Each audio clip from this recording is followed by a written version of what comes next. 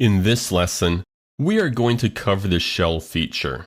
But before we do that, let's take a look at the model we have on the screen.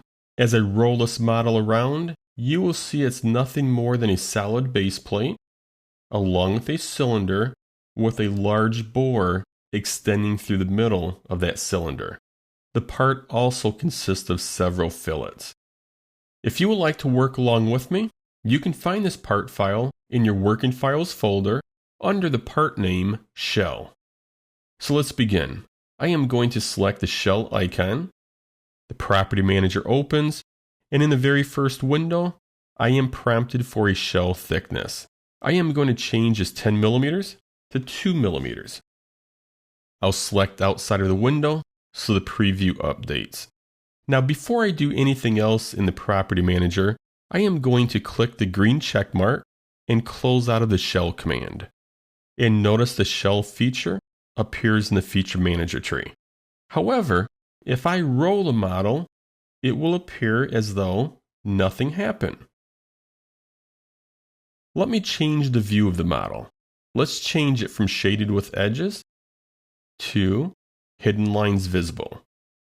So now we have a wireframe with the hidden lines visible. And what the shell command did is hollowed out the part. Another way we can look at this, I'll place it back to Shaded with Edges and turn on the Section View tool. I'll switch over to the right plane, revolve the model, and you can see how the part is shelled out. I'm going to go ahead and close out of the Section View command, and I'm going to go to the Feature Manager tree and edit the Shell 1 feature. Working down the Property Manager, the next window prompts me to select a face to remove. So this time, I am going to select the bottom face. Once again, I'll close out of the Property Manager, and you see the resulting geometry based on those settings. The bottom face of this part was removed. Let's go and edit the shell command again. Notice we do have the option to shell outward. And if I select Show Preview, and we take a closer look at the edge of the geometry, you can see when we shell outward how material is being added to the outside of the part, as compared to if I uncheck Shell Outward, the shelling feature will take place on the inside of the part. Now, I am going to remove this face 1 from this window. So I'm going to clear selections.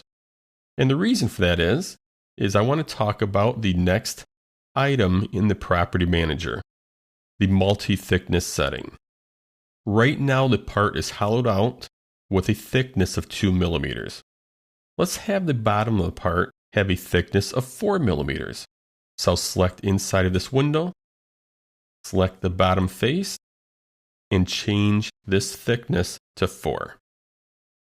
I'll close out of the shell command, go to my Section View tool, switch over to the right plane, and you see the resulting geometry.